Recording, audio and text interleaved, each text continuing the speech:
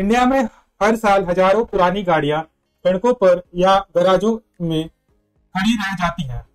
पुरानी गाड़ियां बढ़ते समय के साथ मेंटेनेंस कॉस्ट और बहुत कारणों के कारण बहुत लोग मेंटेन नहीं कर पाते हैं और उसे सड़क पर खुले हवा के बीच में सड़ने के कारण या उसके मेंटेनेंस ना होने के कारण उसको स्क्रैपिंग फैसिलिटी, जो कि रजिस्टर्ड व्हीकल स्क्रैपिंग फैसिलिटी के बारे में आप अगर जानते हो तो इसे आरवीएसएफ या रजिस्टर्ड व्हीकल स्क्रैपिंग फैसिलिटी कहा जाता है। तो इस वीडियो में हम यही जानेंगे कि किस तरीके से आरवीएसएफ काम करता है, क्या डायनेमिक्स है आरवीएसएफ के और किस किस फैक्टर से हमारे टेंडर और ऑक्शन बिजनेस में आरवीएसएफ इंपैक्ट कर रहा है, जो कि नए रूल के साथ गवर्नमेंट लेकर आई है 2021 में, और क्या क्या इंपैक्ट हो रहा है जैसे कि एमएसटीसी के ऑक्शंस में और अदर ऑक्शंस में, जिसमें कि इसके बिना आरवीएसएफ फैसिलिटी के बिना आप मल्टीपल स्क्रैप व्हीकल नहीं खरीद सकते हैं और उसको स्क्रैपिंग या डिसमेंटल नहीं कर सकते हैं। तो आइए चलते हैं हमारे दूसरे पॉइंट पर, जिसमें कि हम मीनिंग और ऑब्जेक्टिव जानेंगे आरवीएसएफ के। आरवीएसएफ का फुल फॉर्म होता है रजिस्टर्ड व्हीकल स्क्रैपिंग फैसिलिटी। यह एक ऐसी गवर्नमेंट अप्रोच फैसिलिटी होती है जहां पर पुरानी खतरनाक या नई गाड़ियों को प्रॉपरली स्क्रैप किया जाता है, जिसमें कि प्रॉपर मेथोडोलॉजी और टेक्निक के साथ, जिसमें आपका पॉल्यूशन कम से कम क्रिएट हो और स्टैंडर्ड को फॉलो किया जाए, उस तरीके से स्क्रैपिंग को किया जाता है। इसका मेन ऑब्जेक्टिव है पॉल्यूशन कम करना, ट्रैफिक और रोड सेफ्टी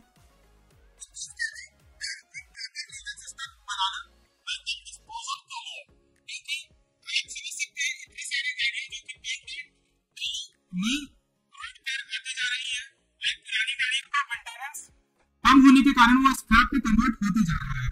तो आपको इतने बड़े इकोसिस्टम को मेंटेन करने के लिए एक proper law and treatment plant की भी जरूरत होती है। सरकार ने 2021 में व्हीकल स्क्रैपेज पॉलिसी लॉन्च की थी, जिसमें कहा गया कि 15 से 20 साल पुरानी गाड़ियों को स्क्रैप किया जाना चाहिए, ताकि नए फ्यूल एफिशिएंट और इको फ्रेंडली व्हीकल को प्रमोट किया जा सके। आरबीएसएफ का रोल इस पॉलिसी की सेंटर में है। यह फैसिलिटी पुरानी गाड़ियों का डिसमेंटलिंग, रिसाइकलिंग और प्रॉपर डिस्पोजल करते हैं, वो भी इन्वायरमेंट एंड लॉ के कंप्लीट रूल के साथ। अब चलेंगे हम हमारे दूसरे पड़ाव पर, जिसमें कि हम समझेंगे लीगल फ्रेमवर्क और गाइडलाइंस क्या हैं आपके व्हीकल स्क्रैपिंग, जो कि registered vehicle scrapping facility government द्वारा चलाई जा रही है। उसमें आरबीएसएफ को चलाने के लिए कुछ लीगल रूल और गाइडलाइंस फॉलो करना पड़ता है, जो कि मैंडेटरी है। ऐसा नहीं है कि आप इसको अपने हिसाब से चेंज कर सकते हैं। Ministry of road and transport and highway के अंडर आता है MORTH। 2021 में सरकार ने लॉन्च किया था motor vehicle registration and function of vehicle scrapping facility rules 2021। इसके तहत आरबीएसएफ का लाइसेंस इशू किया जाता है, जिसमें कि आपको कुछ इंपॉर्टेंट चीजें फुलफिल करनी होती हैं। मिनिमम इंफ्रास्ट्रक्चर एरिया, जो कि आपके एकर्स में होते हैं और बहुत बड़ा लैंड होता है, तो आपको इस चीजों का ध्यान देना पड़ेगा अगर आप एक आरबीएसएफ के लिए अप्लाई कर रहे हैं। तो फंड क्या रिक्वायरमेंट होता है, यह वीडियो के लास्ट में आपको आइडिया लग जाएगा, और प्रॉपर कोटेशन हमारी तरफ से भी क्या कंसल्टेंसी फी है आप ले सकते हैं हमारे दिए गए नंबर पर या वेबसाइट पर। मिनिमम इंफ्रास्ट्रक्चर एरिया होना चाहिए आपके पास, पॉल्यूशन कंट्रोल बोर्ड से एनओसी होना चाहिए, मतलब पॉल्यूशन लाइसेंस होना चाहिए आपके पास, fire safety, drainage and wastage disposal system होना चाहिए, staff training for safe dismantling, staff trained होने चाहिए। ऐसे नहीं कि आपको किसी भी तरह के स्टाफ से लेबर से आप डिसमेंटलिंग करा रहे हो और उसकी प्रॉपर गाइडलाइंस को फॉलो ना करते हुए आप बहुत सारा पॉल्यूशन क्रिएट कर रहे हो, या तो बेटर वे में उसको ट्रीटमेंट नहीं दे पा रहे हो। और सबसे इंपॉर्टेंट, आरबीएसएफ को सर्टिफिकेट ऑफ डिपॉजिट इशू करना होता है जब भी कोई व्हीकल, और सबसे इंपॉर्टेंट आरबीएसएफ को सर्टिफिकेट ऑफ डिपॉजिट इशू करना पड़ता है जब भी कोई व्हीकल को स्क्रैप होता है उसकी आरवीएसएफ फैसिलिटी में, यह सर्टिफिकेट ओनर को मिलता है जिसने वह स्क्रैप व्हीकल जो हो चुका है वो व्हीकल को परचेज किया था। इस स्क्रैप जो सर्टिफिकेट ऑफ डिपॉजिट है गाड़ी जमा करने का, उससे एग्जम्पशन मिलता है नए गाड़ी को खरीदने के वक्त। जब आप नए गाड़ी को खरीदोगे तो आरवीएसएफ से आपको जो सर्टिफिकेट ऑफ डिपॉजिट मिला है, सीओडी जिसको बोल रहे हो आप, उससे आपको वेवर मतलब एग्जम्पशन मिलता है, टैक्स एग्जम्पशन मिलता है। रजिस्ट्रेशन के वक्त आपको बेनिफिट मिलती है जब आप नई गाड़ी की रजिस्ट्रेशन को कराते हो। तो यह इंपॉर्टेंट फैक्टर है जिसमें कि लीगल फ्रेमवर्क और गाइडलाइंस गवर्नमेंट के द्वारा जब आरवीएसएफ को लॉन्च किया गया था तब दिया गया था। सेक्शन 4 जो कि हम लोग इंपॉर्टेंट है आपका, किस तरीके से आरवीएसएफ काम करता है, स्टेप बाय स्टेप प्रोसेस क्या है। चलिए अब हम समझ सकते हैं कि आरवीएसएफ फैसिलिटी एक्चुअली में काम कैसे करता है, और अगर आप किसी भी आरवीएसएफ फैसिलिटी पर जाते हो तो आपको क्या देखने को मिलेगा और क्या क्या स्ट्रक्चर फॉलो होता है, और इतना बड़ा लैंड क्यों चाहिए। ऐसा क्यों नहीं है कि आप छोटे से एरिया में इस बड़े से काम को कर पा रहे हो और पूरा नॉर्म्स को फॉलो करते हुए आप मेंटेन कर पा रहे हो। व्हीकल स्क्रैपिंग जो भी आपके होते हैं उसके स्टेप्स हैं प्रॉपर, चलिए हम समझते हैं। आरवीएसएफ फैसिलिटी एक्चुअली में काम कैसे करती है हम समझेंगे। स्टेप 1 होता है inspection and documentation verification.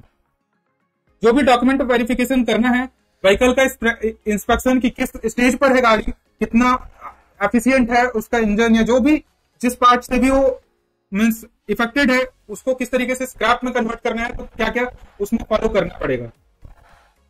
Pollution norms को चेक करना, जैसे कि स्टेप 2 में हम लोग देखते हैं। इस स्टेप में जाना जाता है कि हार्मफुल चीजें निकाल ली जाती हैं, जैसे कि फ्यूल मतलब पेट्रोल या डीजल जो भी आप यूज कर रहे हो। बैटरी के केस में आजकल बैटरी भी स्क्रैप होंगी तो उसी तरीके से होंगी। इंजन ऑयल, गैस, अगर मान लो आपका सीएनजी है या अदर गैस का है तो वो एसी का गैस जो कि आपके एयर कंडीशनर का जो गैस होता है उसको निकाल लिया जाता है कि उससे कोई मींस इफेक्ट ना हो और इवेंट ना हो जाए, घटना ना घट जाए। कूलेंट जो आपके और मटेरियल्स होते हैं कूलेंट, ताकि इन्वायरमेंट को इन सब चीजों से कोई नुकसान ना पहुंचे। ऐसा नहीं है कि इन चीजों को आप, क्योंकि डिस्मेंटलिंग के वक्त आप कॉमन वीडियोस में देखोगे कि बहुत बड़ा मशीनरी से व्हीकल को ऐसे सप्रेस करके या आपको कंप्रेस करके दबाकर बहुत छोटे पार्ट्स में बना दिया जाता है, कट आउट करके उसके अगर मेटल है तो मेटल वाली ट्रीटमेंट में चला जाता है। जैसे कि एल्यूमिनियम से बना हुआ है अगर गाड़ी, तो उसमें एल्यूमिनियम का फॉल के तरह उसको कन्वर्ट कर लिया जाता है। तो उस तरीके से जो होता है यह स्टेप होता है। मटेरियल सॉर्टिंग, थ्रेडिंग, उसके बाद जो होता है प्लास्टिक, रबर, अदर सेग्रीगेट करके अलग कर लिया जाता है।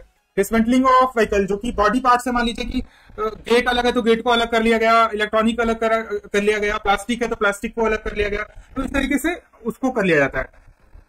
और सबसे लास्ट में इशुएंस ऑफ आपका सर्टिफिकेट ऑफ डिपॉजिट, यह दे दिया जाता है और डी रजिस्ट्रेशन कर दिया जाता है कि मान लीजिए आपका रजिस्ट्रेशन गाड़ी का खत्म हो गया। क्योंकि आप गाड़ी को एज ए लीगल टूल भी देखो, क्योंकि गाड़ी ऐसा नहीं है कि सिर्फ आपका मोड ऑफ ट्रांसपोर्टेशन है और उससे कुछ किसी को इवेंट में होता नहीं है। मान लो वो गाड़ी किसी क्रिमिनल रिकॉर्ड से आ रहा हो तो वो सब चीज तो वेरिफिकेशन के वक्त में क्लियर कर लिया गया। तो अभी जो है कि गाड़ी को डी रजिस्ट्रेशन में भी प्रोसेस कर लिया जाता है कि गाड़ी का जो एग्जिस्टेंस था वो खत्म हो गया। मान लो जैसे गाड़ी जब बनता है या व्हीकल जब बनता है तो बहुत सारे कंपोनेंट को मिलाकर एक गाड़ी बनाया जाता है। उसी तरीके से डिसमेंटलिंग के वक्त में इसका पहले रजिस्ट्रेशन खत्म करके इसका एग्जिस्टेंस खत्म कर दिया जाता है और फिर आपका डिसमेंटल करके सारा पार्ट अलग अलग कर दिया जाता है। तो चलिए हम लोग फिर इसके बिजनेस अपॉर्चुनिटी के बारे में बात करेंगे अब कि किस तरीके से बिजनेस अपॉर्चुनिटी है, मार्केट डिमांड क्या है व्हीकल स्क्रैपिंग, और इसमें कितने सारे कंपटीशन होते हैं। अब हम बात करते हैं सबसे एक्साइटिंग पार्ट के बारे में, आरवीएसएफ बिजनेस अपॉर्चुनिटी, जो कि हमारे इस वीडियो का टॉपिक भी है और बहुत लोग जो इस वीडियो को देखेंगे वो इस टॉपिक से रिलेट भी कर पाएंगे कि आरवीएसएफ इतना इंपॉर्टेंट क्यों होते जा रहा है और कॉमन प्रॉब्लम क्या होते हैं एज आरवीएसएफ एंट्री लेवल बिजनेसमैन के लिए। से 20 साल पुराना जो गाड़ी होता है वह क्योंकि अनसेफ हो जाता है और हाई मेंटेनेंस कॉस्ट क्रिएट करता है, जो कि इन जनरल सारे बिजनेसमैन के लिए या अदर आरवीएसएफ प्लांट्स के लिए बहुत इंपॉर्टेंट हो जाता है कि उसको ध्यान देते हुए 15 से 20 साल पुरानी जो गाड़ियां हैं ये गाड़ियां पॉल्यूशन बढ़ाती हैं, अनसेफ होती हैं और मेंटेनेंस कॉस्ट भी ज्यादा लेती हैं। गवर्नमेंट ने टारगेट लिया था पुराने व्हीकल को स्क्रैप करके सर्कुलर इकोनॉमी बनाई जाए, जिसमें कि ओल्ड मटेरियल को स्क्रैप या रिसाइकल करके नए प्रोडक्ट बना सके। इसलिए आरवीएसएफ का बिजनेस बहुत तेजी से ग्रो कर रहा है। एक ब्रांड जैसे कि Tata Motors, Maruti Suzuki, Toyota ने ऑलरेडी अपने आरवीएसएफ शुरू कर दिए हैं। अगर आप एमएसएमई, स्टार्टअप या इन्वेस्टर हो तो यह सेक्टर आपके लिए सस्टेनेबल और प्रॉफिटेबल दोनों बन सकता है। प्लस आप सरकार भी चाहती है कि बिजनेस को सपोर्ट कर रही है और आपको बहुत सारे इंसेंटिव मिलते हैं, टैक्स बेनिफिट मिलते हैं अगर आप आरवीएसएफ चलाते हो। सिंप्लीफाइड लाइसेंस प्रोसेस है। अगर इस स्ट्रक्चर को फॉलो करो, कॉस्टली हो सकता है ये स्ट्रक्चर, क्योंकि आपको प्रॉपर लैंड चाहिए, आपको एनओसी चाहिए, पॉल्यूशन कंट्रोल बोर्ड का या पॉल्यूशन लाइसेंस चाहिए, आपको अदर नॉर्म्स फॉलो करने पड़ते हैं। बट अगर आप कंप्लायंस को देखो तो बहुत सिंप्लीफाइड कंप्लायंस लगभग गवर्नमेंट ने क्रिएट करने की कोशिश की है। और इस तरीके से बिजनेस अपॉर्चुनिटी है आरवीएसएफ। आप एमएसटीसी से या अदर जगह से गाड़ी को खरीदो, जहां पर गाड़ियां ऑप्शंस होती हैं। ऑप्शंस बहुत जगह से होती हैं, जैसे कि आपके पुलिस स्टेशन से, आपके बहुत सारे प्लांट्स हैं जहां पर ऐसा होता है, और आपके मतलब इंश्योरेंस वाले होते हैं, इंश्योरेंस की गाड़ियां भी बहुत सारी स्क्रैप हो जाती हैं, तो उसको भी स्क्रैपिंग में आना पड़ता है। और इन जनरल अगर आपके पास व्हीकल स्क्रैपिंग का एक प्लांट है मान लो, तो इन जनरल जो भी पब्लिक है उन्हें भी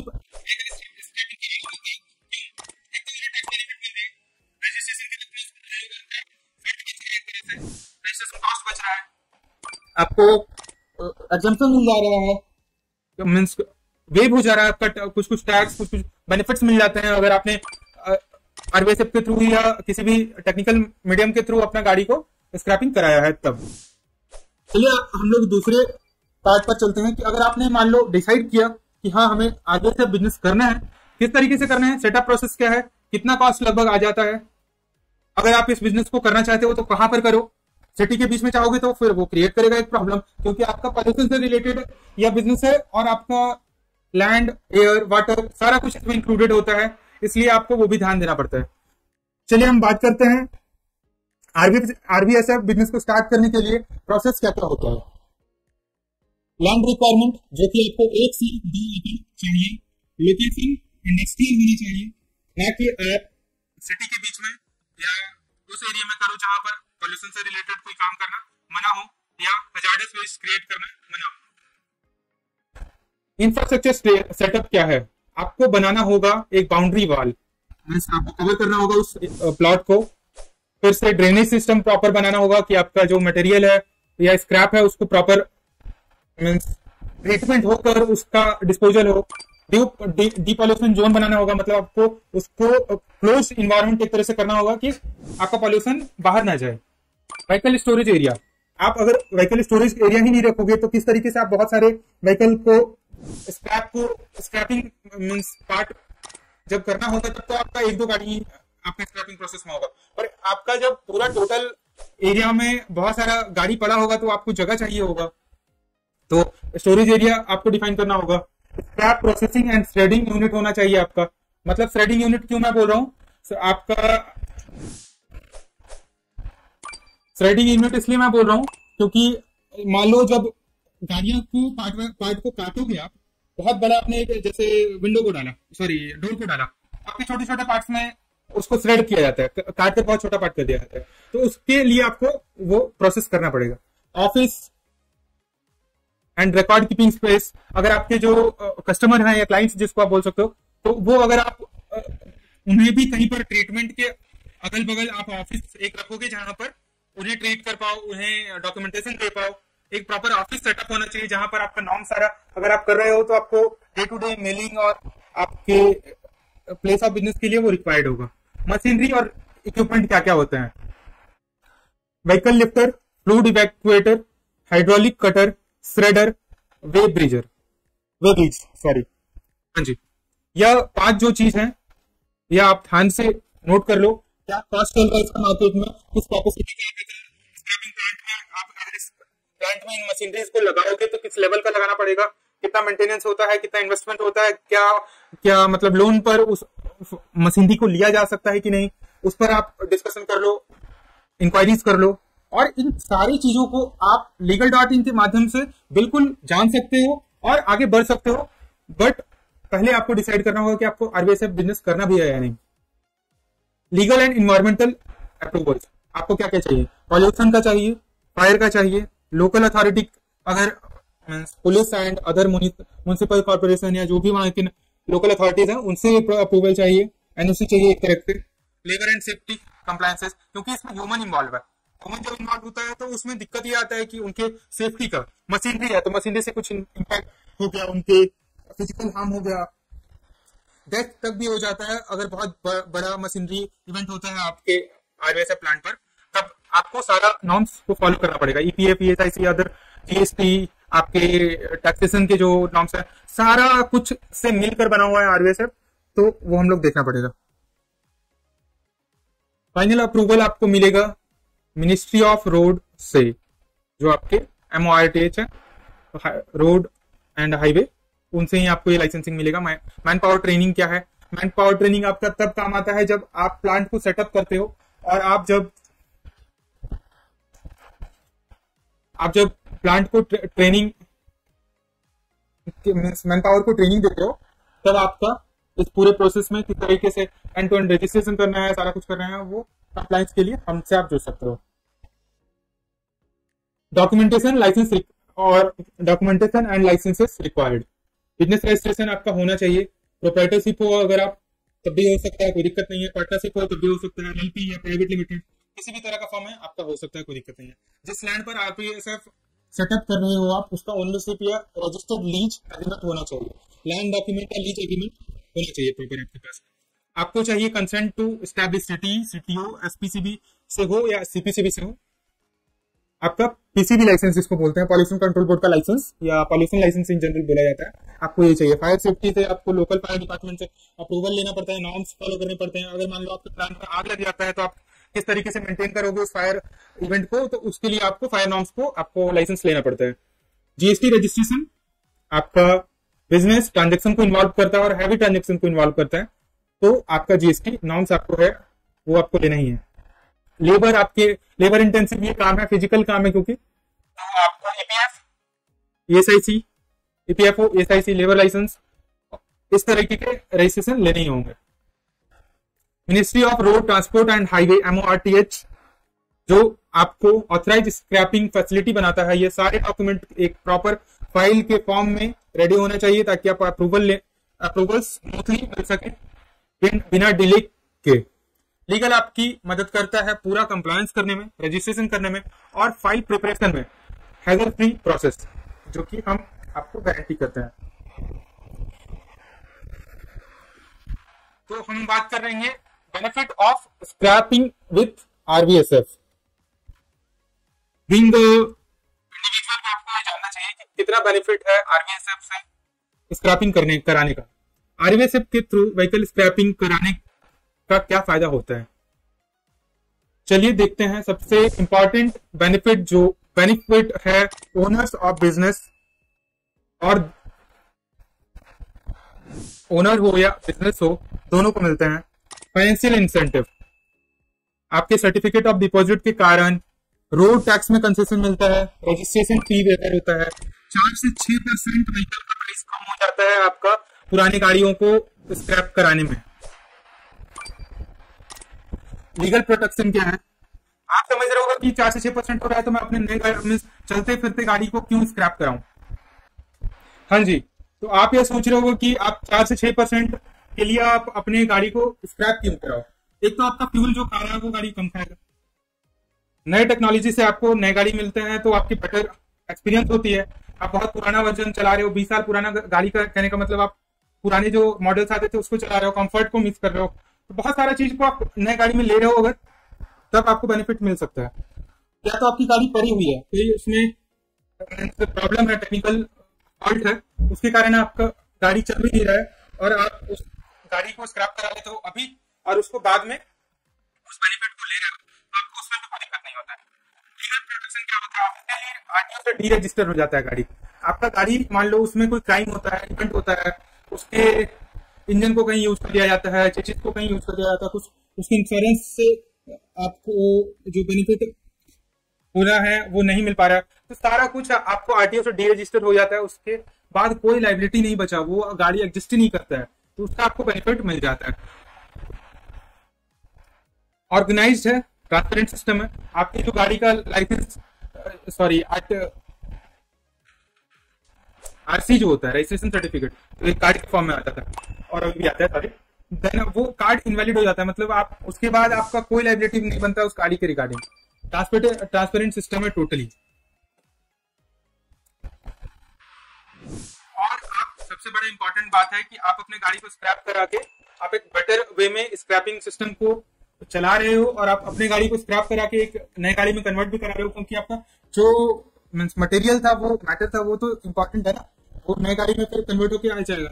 बट आपका वो ग्रीनर इकोनॉमी की तरफ या ग्रीनर इन्वायरमेंट की तरफ उसको इम्पैक्ट डालता है।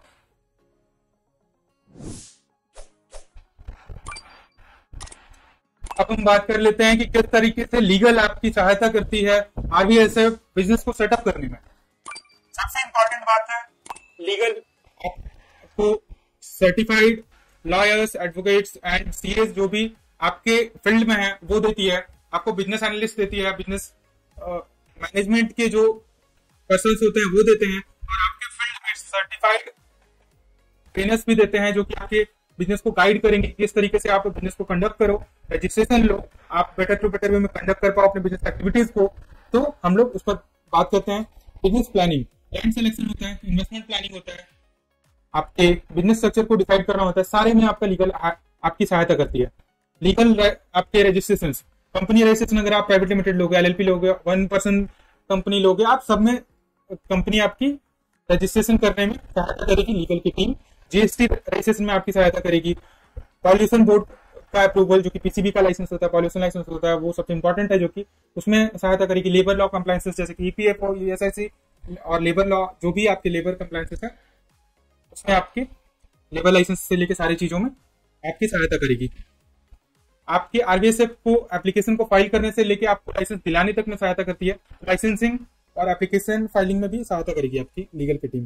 कंप्लायंस मैनेजमेंट, एसपीसीबी का जो लाइसेंस आप लेते हो उसका कंप्लायंस भी होता है एनुअल बेसिस पे, क्वार्टर और हाफ ईयरली बेसिस पे, तो उस पर भी आपका सहायता करती है लीगल की team. Tender policy guidance, policy क्या है, चेंजेस क्या है, क्योंकि आप में भी गलत नॉर्म्स के साथ अगर कुछ आप पॉलिसी को ना समझते हो कि आपने कुछ गलत कर दिया तो आप पर हैवी पेनल्टी या फाइन लग सकता है, तो आप उससे भी बचें और आप हमसे जुड़ सकते हैं। उसके लिए भी अगर सिर्फ आपको पॉलिसी समझना है, आप हमारे लीगल प्रोफेशनल जैसे as means being a advocate at high court, मैं खुद बताता हूं आपको कि किस तरीके से बेटर टू बेटर वे में आप पॉलिसी को जज करो, बट हमारी पूरी टीम है और आप हमसे जुड़ के हमारे बेस्ट ऑफ प्रोफेशनल से आप गाइडेंस ले सकते हो। एंड टू एंड सारा प्रोसेस है, एसओपीज जो है वो हमारा सेट रहता है। ऐसा नहीं है कि आपको बहुत सारा टाइम इन्वेस्ट करना पड़ेगा।